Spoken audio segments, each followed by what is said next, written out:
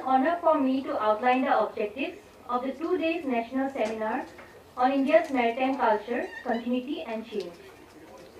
India's engagement with the seas has spanned centuries ranging from the ancient docks of the Indus Valley and the maritime prowess of the Cholas and Kalingas to the present-day national deployments in the Indo-Pacific.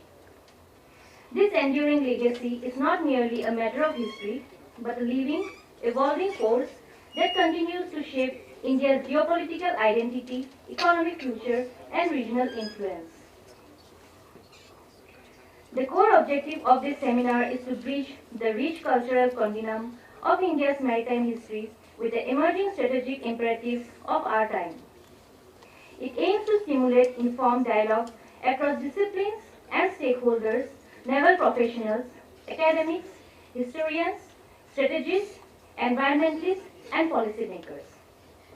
We aspire to reclaim the historical maritime consciousness of India and its influence across the Indian Ocean world. Engage critically with the role of maritime culture in shaping India's diplomacy, trade, and security architecture.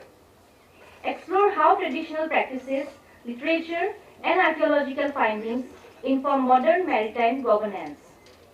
Promote integration between coastal communities, academia, and national defense institutions.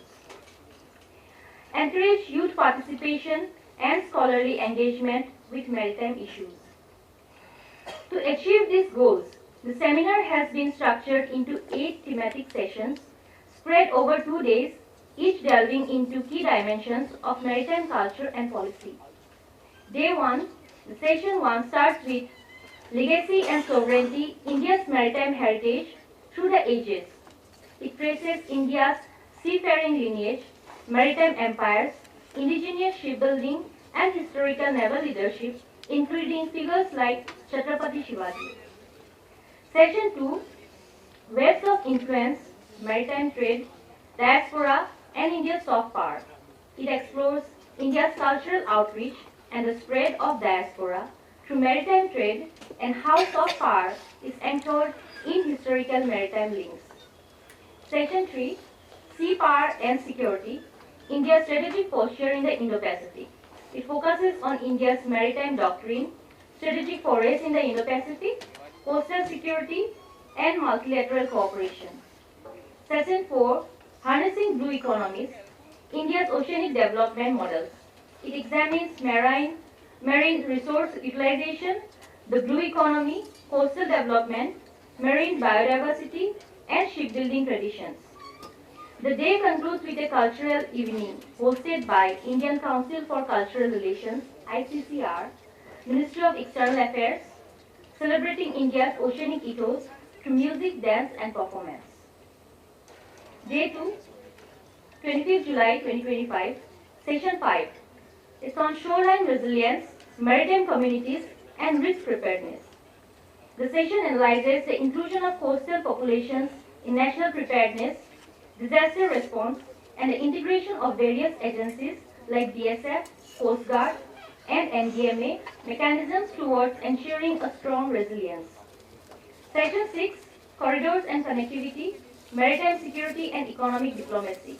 The session investigates strategic corridors such as the Kalaram project, inland waterways, and coastal states' role in advancing maritime security and trade. Session 7 is Collective Horizons, Maritime Security in the Indo-Pacific and Sagars. It covers frameworks like the Quad, India's bilateral maritime cooperation with countries like Japan and Vietnam, and the strategic significance of UNCLOS. Session 8 is on maritime tourism and coastal development. Discusses on sustainable tourism in coastal and inland regions, inland water transport, and innovative development of maritime assets and heritage. This seminar is not just an academic exercise, it is a collaborative mission. CENJOWS as a tri-service think tank of the Ministry of Defense, and MAKAIAS, a premier cultural research institute under the Ministry of Culture, have joined hands with Dayal Singh College to ensure participation across civil, military, academic dimensions.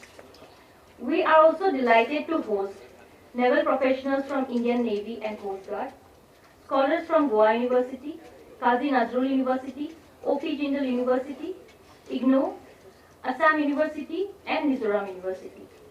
Experts from think tanks such as ORF, RIS, NMF, and representatives from various government agencies.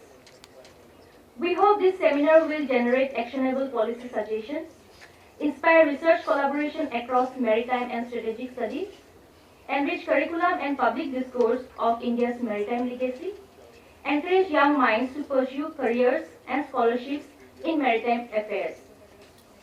The seminar does aim to represent our collective journey through India's maritime past, present, and future. It is an invitation to all participants to not only reflect, but also contribute towards shaping the maritime narrative of India as a leading voice in the Indo-Pacific. I thank you all for your presence, and I look forward to an engaging 2 days of deliberation, dialogue, and discovery. Jai Hind.